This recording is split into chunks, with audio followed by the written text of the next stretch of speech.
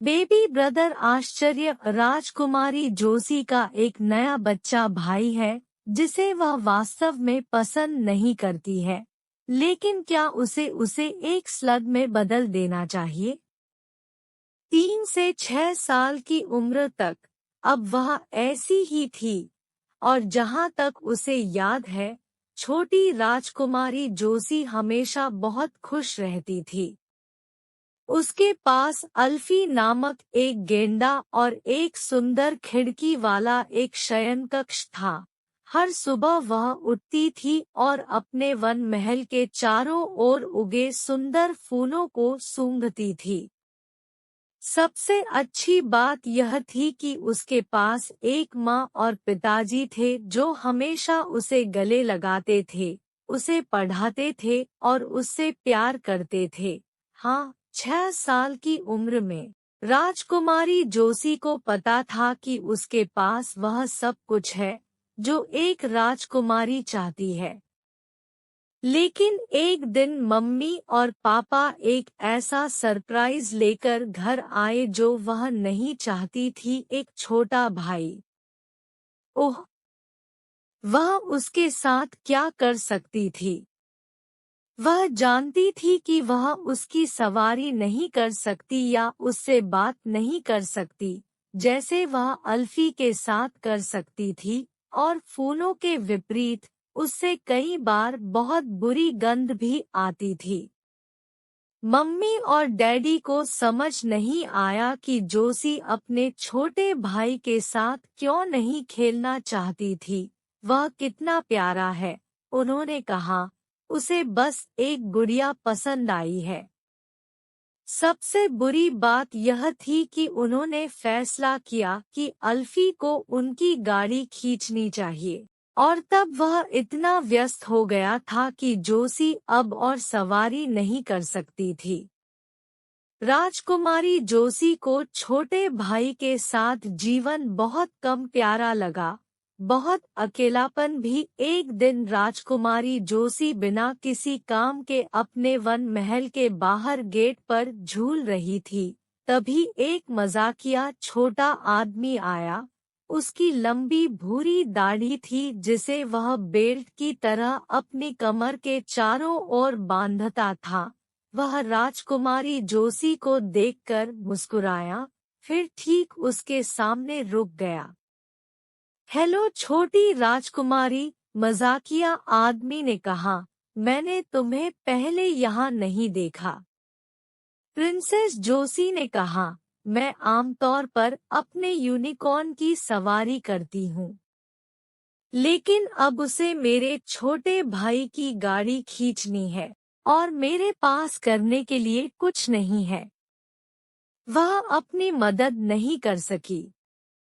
उसने चेहरा खींच लिया।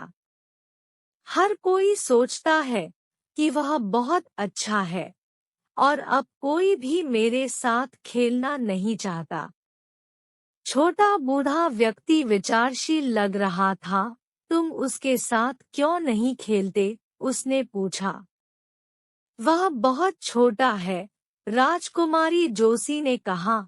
उन दोनों के बीच एक सन्नाटा छा गया। जोशी बहुत उदास लग रही थी। अचानक छोटा बूढ़ा आदमी दूर दिखने लगा। क्या दोगे? उसने पूछा। अगर मैं उसे ले जाऊं? तुम्हारा क्या मतलब है, उसे ले जाओ? राजकुमारी जोशी से पूछा।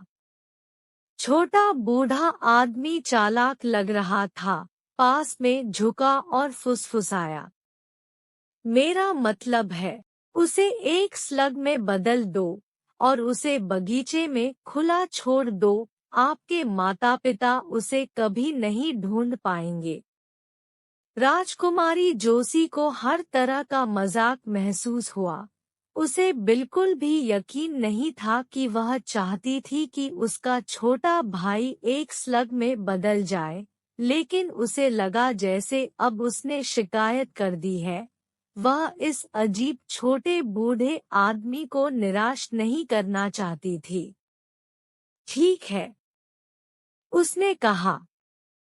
छोटे बूढ़े आदमी ने अपनी नाक पर एक उंगली रखी, आंख मारी और सिर हिलाया। मैं कल वापस आऊंगा, उन्होंने कहा।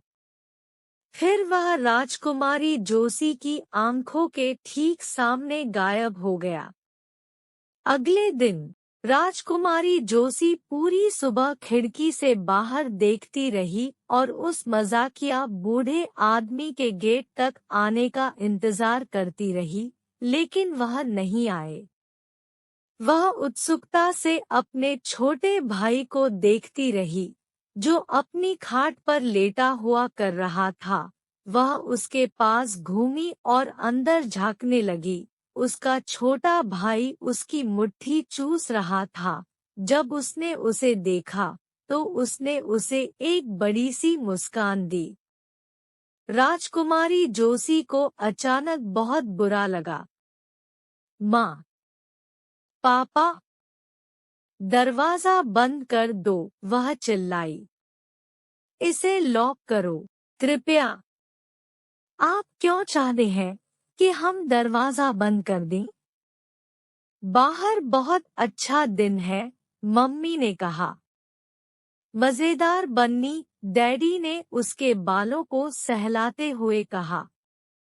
वे दरवाजा बंद नहीं करना चाहते थे। उन्होंने दोपहर का भोजन किया और फिर बेबी भाई सोने चला गया। वह अपनी आंखें बंद करके, अपनी प्यारी पलकें और सिर पर सपाट बालों के छोटे छोटे कर्ल के साथ बहुत प्यारा लग रहा था। राजकुमारी जोशी को अचानक यकीन हो गया कि वह नहीं चाहती थी कि वह एक स्लग में बदल जाए। जैसे जैसे दोपहर बढ़ती गई, उसने खिड़की से बाहर देखा और अंततः उस मजाकिया बूढ़े व्यक्ति को महल की ओर सड़क पर चलते हुए देखा। अरे नहीं! राजकुमारी जोशी ने अपने छोटे भाई को खाट से पकड़ लिया और उसे कसकर अपनी छाती से लगा लिया। मजाकिया बूढ़ा आदमी दरवाजे पर आया।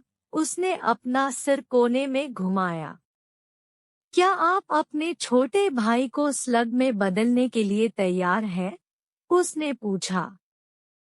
नहीं, राजकुमारी जोशी चिल्लाई, मेरा मतलब है, मैंने अपना मन बदल लिया है। कृपया उसे स्लग में न बदले। ओह, लेकिन मैंने पहले ही मंत्र तैयार कर लिया है, मजाकिया बूढ़े व्यक्ति ने कहा। मुझे किसी को स्लग में बदलना है।